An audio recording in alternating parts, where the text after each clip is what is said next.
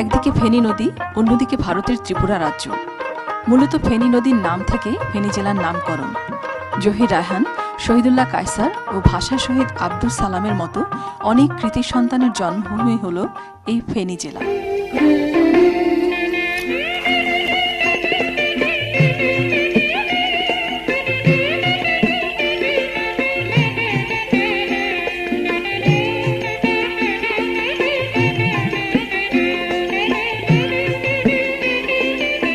এই জেলায় জন্মেছিলেন ভাষা সৈনিক আব্দুল সালাম।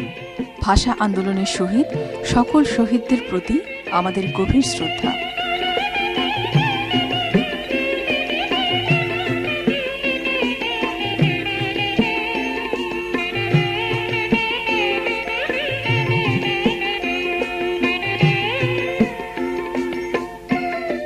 আমরা সারা পৃথিবীতে বসে আমরা বাঙালিরা যাতে সুন্দরভাবে এসএটিভির সকল প্রোগ্রাম যাতে উপভোগ করতে পারি, সেই প্রত্যাশা নিয়ে আমি আমার কথা শেষ করছি।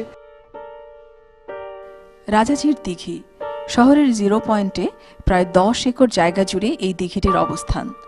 কথিত আছে, ত্রিপুরার এক প্রভাবশালী রাজা তার মেয়ের অন্ধত্ব দূর করার মানসে এই দিঘিটি খনন করিয়েছিলেন। সেই থেকে এর নাম হয় রাজাঝির দিঘি। আমি অনেকক্ষণ ধরে দেখতে পাচ্ছি যে আপনি দিঘিটা খুব মনোযোগ দিয়ে দেখছেন। তো এই দিঘি সম্বন্ধে আপনার মনে হয় আপনি বেশ ভালো জ্ঞান রাখেন। যে আশা ভোসলে আসলে কিছুদিন আগে ঢাকায় আসলেন, ওনার দাদা শ্বশুর ছিলেন বর্মন সাহেব। হ্যাঁ, তো ওনাদের সেই ফ্যামিলির লোক আর কি। এই যে একটা মিনার দেখা যাচ্ছে, দেখেন ওই যে মিনারটা, এটা হচ্ছে বড় মসজিদের মিনার। পাশে আছে কালীবাড়ি, রাজকালীবাড়ি, এটাও সেই রাজাদেরই দান এবং এই দিঘিটাও ওনাদেরই। আচ্ছা, আমরা এসি টেলিভিশনের পক্ষ থেকে এসেছি। আমাদের টেলিভিশনে আপনি কি ধরনের অনুষ্ঠান দেখতে চান? বাংলার সাহিত্য সংস্কৃতির যে শিকড়ে যে সমস্ত আছে, এগুলোই আমরা দেখতে চাই। যেহেতু এখন এই টেলিভিশন চ্যানেলগুলো সারা বিশ্বেই দেখে, তো আমাদের বাংলার ঐতিহ্য, আমাদের বাংলার কৃষ্টি যেন সারা বিশ্বব্যাপী প্রচারিত হয়, সম্প্রচারিত হয়। আমাদের যে গৌরব গাথাগুলো যেন এখানে উঠে আসে, আমরা সেটাই কামনা করব।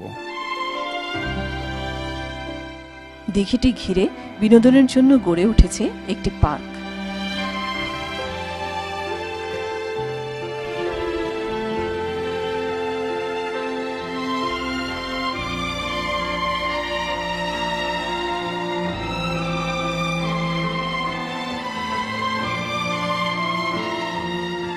প্রায় 90 বছরের পুরনো এই ফেনী সরকারি কলেজ। ফেনীর শিক্ষা প্রতিষ্ঠানগুলোর মধ্যে এটি অন্যতম। এর নির্মাণশৈলীও বেশ আকর্ষণীয়।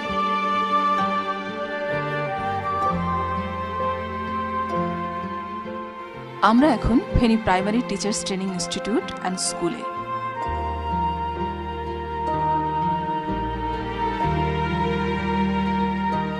ছোট ছোট বাচ্চাদের মাঝে হারিয়ে গেলাম কিছুক্ষণের জন্য। তোমাদেরকে কয়েকটা প্রশ্ন করি, তোমরা পারবে তো ঠিক উত্তর দিতে?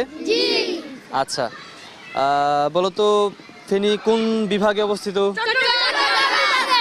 আরে সবাই জানে। আচ্ছা, এটা বলো যে ফেনী কোন নদীর তীরে অবস্থিত? সবাই জানে। আচ্ছা, এমন একটা কিছু নাম বলো, আমি নামটা বলছি। হ্যাঁ, নাম হচ্ছে ময়না। ময়না নামে কিছু চিনো? কি পাখি ছাড়া আর কি আছে ময়না নামে? ধান। এ হচ্ছে ঠিক উত্তর দিয়েছে একজন। পাখি ছাড়া আরেকটা জিনিস আছে, ধান, সেটা হচ্ছে ময়না নামে ধান। আচ্ছা, তোমরা সবাই অনেক ভালো জানো। আমি যে কয়টা প্রশ্ন তোমাদেরকে করলাম, সবাই খুব সুন্দর করে ঠিক উত্তর দিয়েছো। সবাই অনেক ভালো থেকো আর সুন্দর করে পড়াশোনা করো। সবাই ভালো থেকো। আপন হাতে সাজানো বাগান, আমি নিজেই তার মালি। রোজ প্রভাতে তাই আমি আপন হাতে জল ঢালি। নদীর জল ফুরিয়ে গেলে পড়ে থাকে শূন্য বালি। শূন্য ফুলের বাগান মানে প্রিয়া বিনে হৃদয়ে খালি। ভিনদেশী এক বন্ধু আমার নীল সাগরে ভাসে। হাত বাড়ালেই দুঃখগুলো শুধুই ছুটে আসে। কবিতার শব্দ মুছে যাবে একটি নাম। দোয়েল ডাকা ভরে কামিনী ফুটবে, কে দিবে আমার দাম।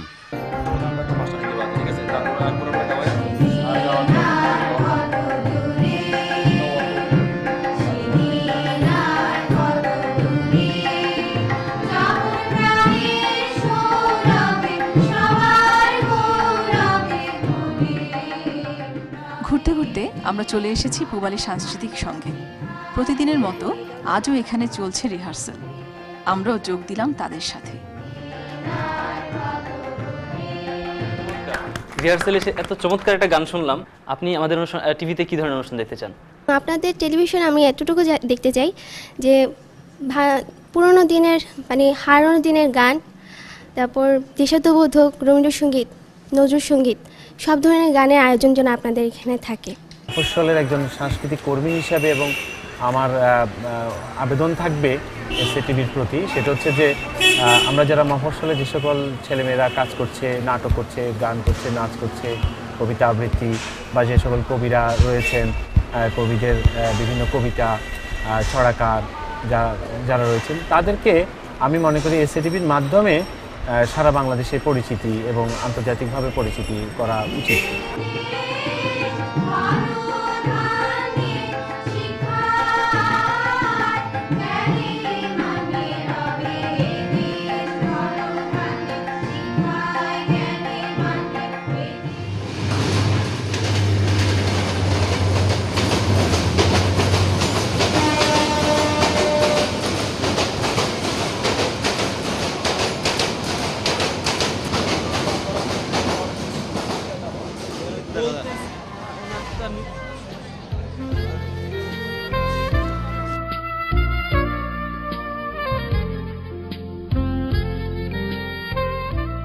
এই শহরের ব্যস্ততম একটি স্থান হচ্ছে ফেনী রেল জংশন।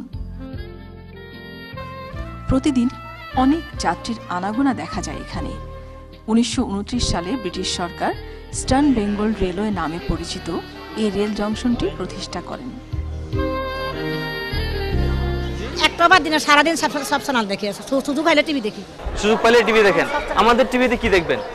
তোমরা কি চ্যানেল আমি যে কেমনে জানি? আমাদের হচ্ছে এসএটিভি। এসএটিভি তো দেখে না, বুঝলে বুঝবো কেটে দেখো, যেটা সুন্দর লাগে এটা সবকিছু দেখি, বালাটা দেখি, মন্দাটা দেখি, খবরে দেখি, তারপর সবকিছু দেখি, আমি সব দেখি, সব চ্যানেল দেখি, সমস্যা মনে করি না, এটাও দেখুন।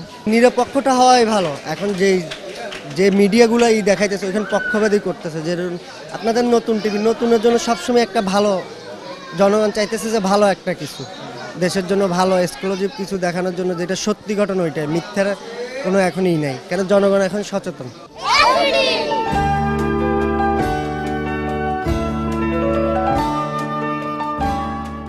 আমরা এখন যাচ্ছি বিজয় সিংহ দিঘি দেখতে। ফেনী শহর থেকে প্রায় 2 কিলোমিটার দূরে এর অবস্থান।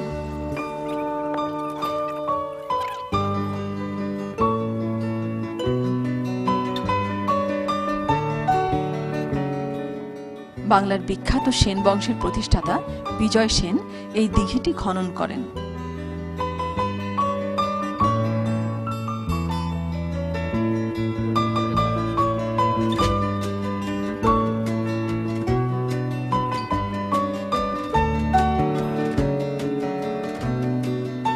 আমাদের নতুন টিভি এসএটিভি, এই টিভিতে আপনি কি ধরনের অনুষ্ঠান দেখতে যাচ্ছেন? শিক্ষামূলক কোনো প্রতিযোগিতা, আর যে কোনো কুইজ প্রতিযোগিতা, আর যে কোনো ভালো সংবাদ, এগুলোই আশা করি, ভালো কিছু আশা করি। ভাষা আন্দোলন আর মুক্তিযুদ্ধে শহীদ সৈনিকদের অম্লান স্মৃতি ঘেরা এই ফেনী জেলা সেজেছে নানান রঙে। তোমার রঙে সাজবে আমাদের প্রিয় এসএটিভি।